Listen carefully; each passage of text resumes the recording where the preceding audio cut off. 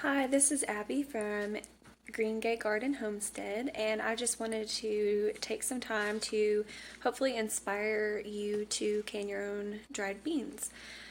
I do this a lot, especially in the wintertime when I'm emptying jars, and I would rather have a filled jar on the shelf as to a empty jar in my cupboard.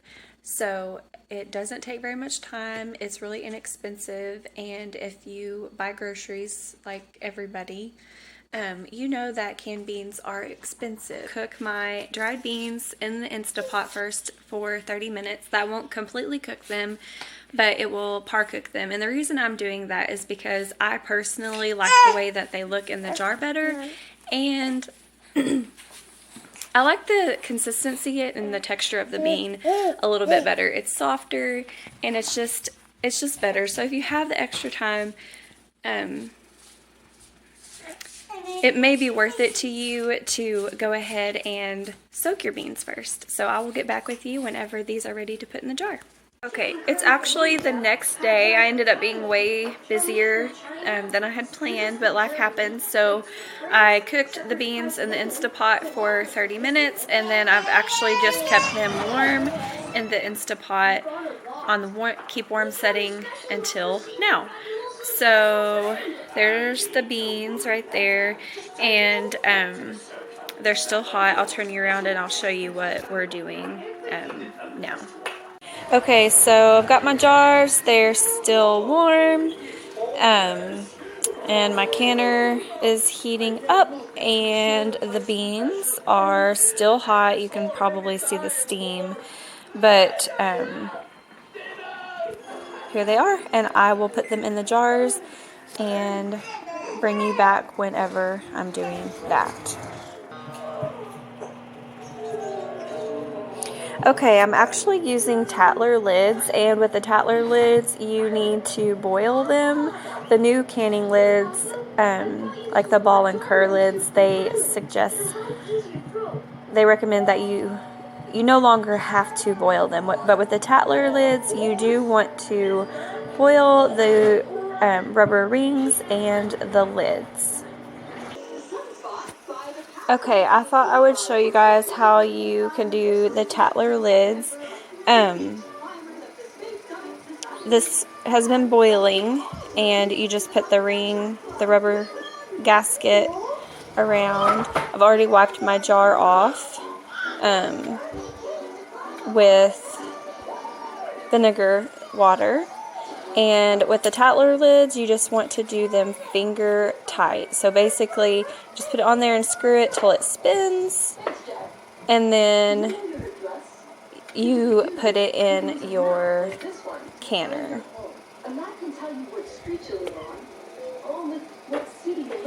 Alright, so on this jar, I'll go ahead and pull it back up and show you. On this jar, I didn't have quite enough beans to that I mismeasured, and I didn't have enough par-cooked beans to fill up my canner, so I went ahead and did some dried beans, and I thought I could show you the difference on how they look in the jar.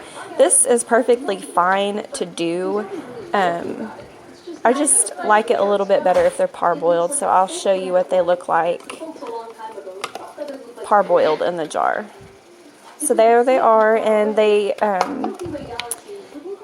all have half a teaspoon of canning salt also. So I will bring you back in a little bit and show you what they look like.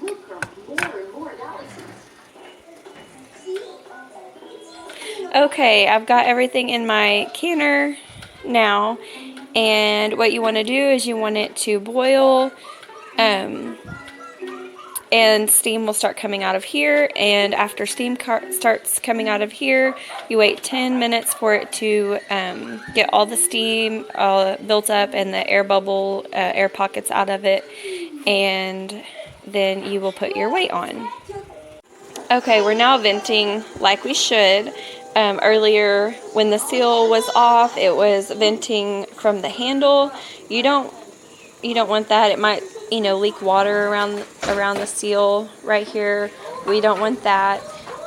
We want it to vent out of here. I don't think you can see, maybe a little bit. but you want it to do this for 10 minutes. And when it does this for 10 minutes, we'll put our weight on the top. Okay, we are now, it's been 10 minutes with the venting properly, and we are going to put our weight on.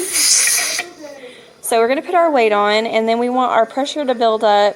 For my altitude, it needs to be 11 pounds of pressure, and from that point, for pints, it will be 40 minutes after it reaches the 11 pounds of pressure. And then we'll set our timer, make sure that it does not go below 11 pounds of pressure, and at 40 minutes we will turn the stove off and let it cool down till there is 0 pressure.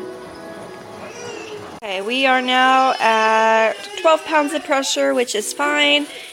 You just do not want it to be below 11 pounds of pressure. So this canner with the temperature setting, it usually is around 12, but for my altitude it only has to be at 11. So now I will set my timer for 40 minutes and make sure that the pressure stays where it needs to.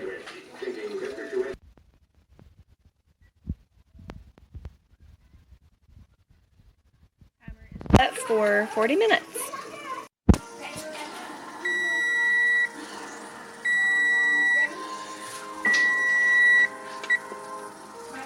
Okay, so our timer went off, and I'm going to turn this off, and we will just wait for the pressure to go down. And when it goes down, we will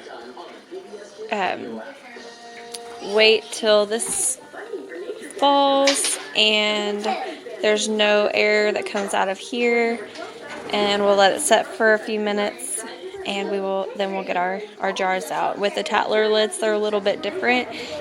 As soon as you get them out, you have to tighten the lids down as soon as you get them out of the canner. So we will do that. Okay, all of our pressure has released. It is down to 0, and this little thing is down, and I'm just gonna take that off,